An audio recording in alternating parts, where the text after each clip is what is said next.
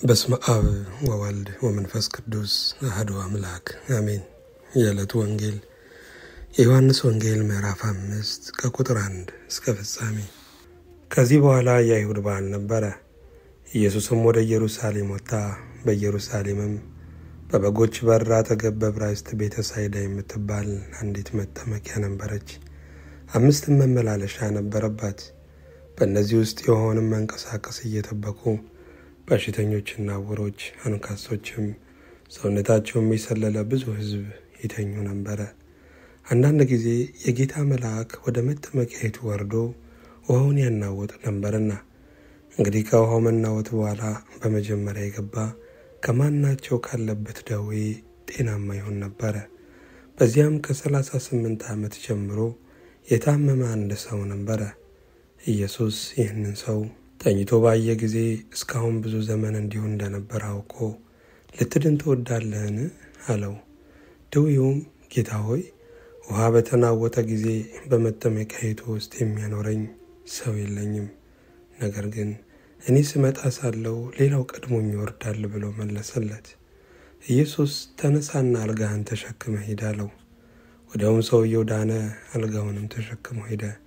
ያም ቀን ሰንበት ነበረ።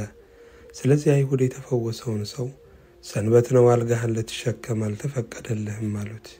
እርሱ ግን ያዳነኛ ሰው አልጋህን ተሸክመ ሂድ አለኝ ብሎ መለሰላቸው። እነርሱም አልጋህን ተሸክመ ሂድ ያለ ሰው ማን ነው ብለው ጠየቁት። ዳሩ ግን በዚያ ስፍራ ሕዝብ ስለነበሩ ኢየሱስ ፈቀቅ ብሎ ነበርና የተፈወሰው ሰው ማን እንደሆነ አላወቀም። ከዚህ በኋላ ኢየሱስ በመቅደስ አገኘውና እነሆ ድነሃል፣ ከዚህ የሚብስ እንዳይደርስብህ ወደፊት ኃጢአት አትስራ አለው። ሰውየው ሄዶ ያዳነው ኢየሱስ እንደሆነ ለአይሁድ ነገረ። ስለዚህም በሰንበት ይህንን ስላደረገ አይሁድ ኢየሱስን ያሳድዱት ነበረ፣ ሊገሉትም ይፈልጉ ነበረ። ኢየሱስ ግን አባቴ እስከ ዛሬ ይሰራል፣ እኔም ደግሞ እሰራለሁ ብሎ መለሰላቸው። እንግዲህ ሰንበትን ስለ ሻረ ብቻ አይደለም፣ ነገር ግን ደግሞ ራሱን ከእግዚአብሔር ጋር አስተካክሎ እግዚአብሔር አባቴ ነው ስላለ፣ ስለዚህ አይሁድ ሊገሉት አብዝተው ይፈልጉት ነበረ። ስለዚህ ኢየሱስ መለሰ እንዲህም አላቸው፣ እውነት እውነት እላችኋለሁ፣ አብ ሲያደርግ ያየውን ነው እንጂ ወልድ ከራሱ ሊያደርግ ምንም አይችልም። ያ የሚያደርገውን ሁሉ ወልድ ደግሞ ይህንን እንዲሁ ያደርጋልና፣ አብ ወልድን ይወዳልና የሚያደርገውንም ሁሉ ያሳየዋል። እናንተም ትደነቁ ዘንድ ከዚህ የሚበልጥ ሥራ ያሳየዋል። አብ ሙታንን እንደሚያስነሳ ሕይወትን እንደሚሰጣቸው እንዲሁ ወልድ ደግሞ ለሚወዳቸው ሕይወትን ይሰጣቸዋል። ሰዎች ሁሉ አብን እንደሚያከብሩት ወልድን ያከብሩት ዘንድ ፍርድን ሁሉ ለወልድ ሰጠው እንጂ አብ በአንድ ሰው እንኳን አይፈርድም።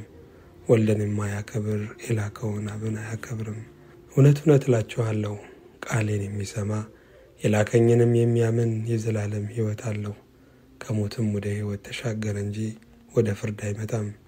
እውነት እውነት እላችኋለሁ፣ ሙታን እግዚአብሔርን ልጅ ድምፅ የሚሰሙበት ሰዓት ይመጣል፣ እርሱም አሁን ነው፣ የሚሰሙትም በሕይወት ይኖራሉ።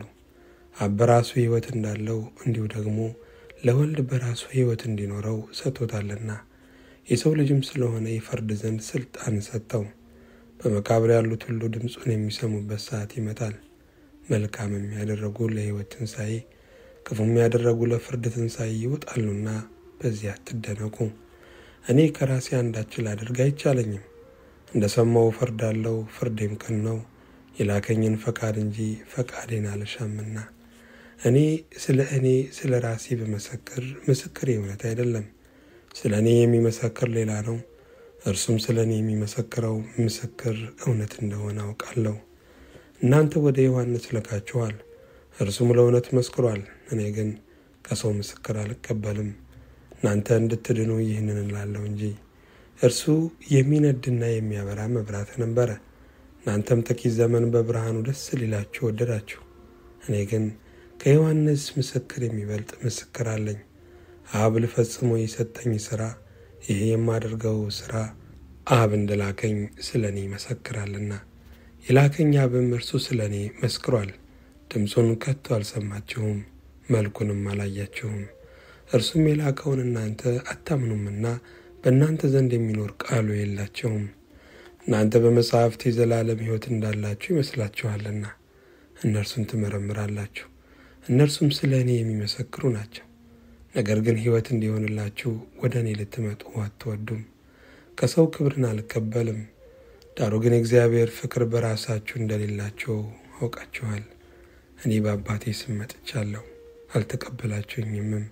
ሌላው በራሱ ስም ቢመጣ እርሱን ትቀበሉታላችሁ።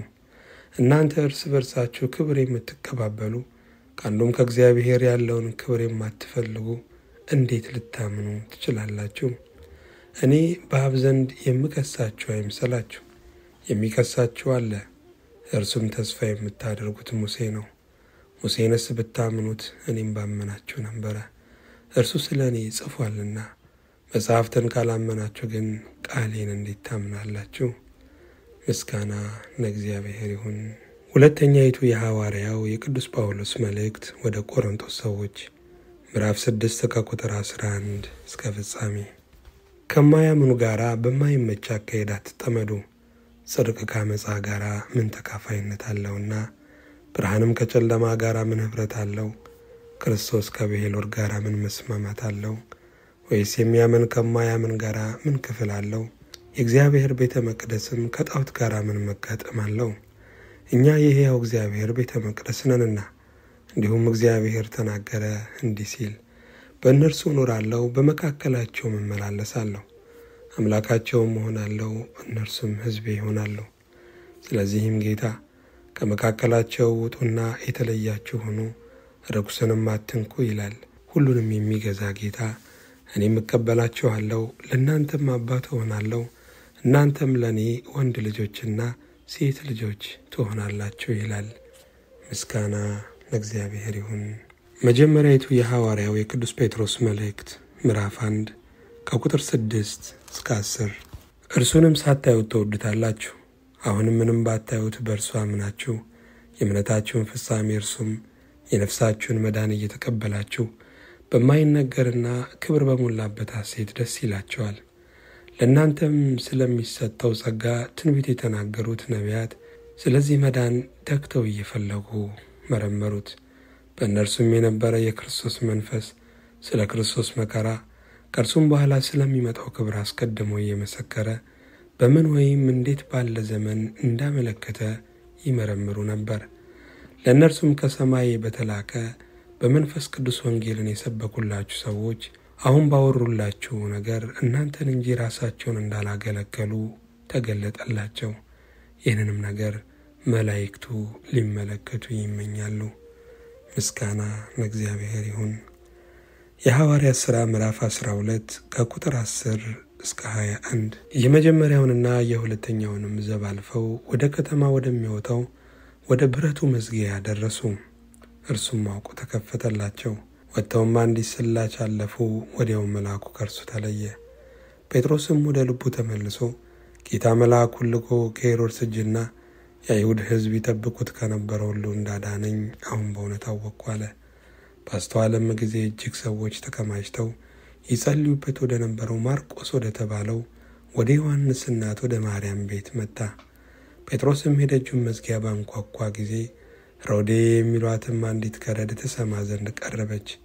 የጴጥሮስ ድምፅ መሆኑን ባወቀች ጊዜ ከደስታዋ የተነሳ ደጁን አልከፈተችም። ነገር ግን ወደ ውስጥ ሮጣ ጴጥሮስ በደጅ ፊት ቆሞ እንዳለ አወራች። እነርሱም አብደሻል አሏት። እርሷ ግን እንዲሁ እንደሆነ ታስረግጥ ነበረ።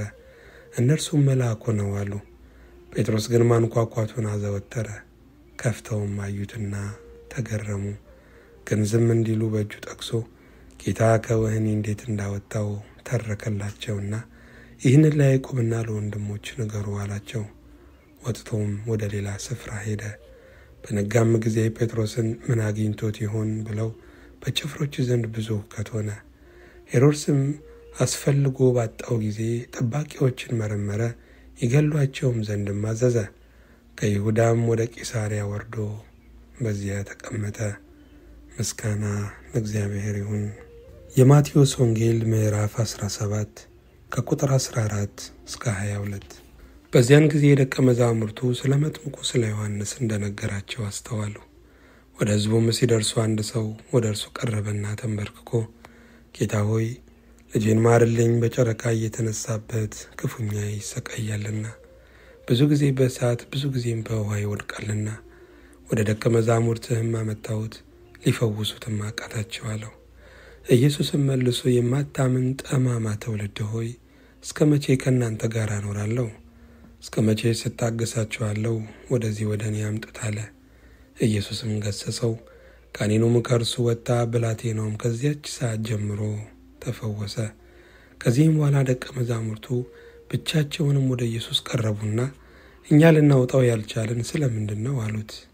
ኢየሱስም ስለ እምነታችሁ ማነስ ነው። እውነት እላችኋለሁ የሰናፍጭ ቅንጣት የሚያህል እምነት ቢኖራችሁ ይህን ተራራ ከዚህ ወደዚያ አለፍ ብትሉት ያልፋል፣ የሚሳናችሁም ነገር የለም። ይህ አይነት ግን ከጸሎትና ከጾም በቀር አይወጣም አላቸው። ምስጋና ለእግዚአብሔር ይሁን።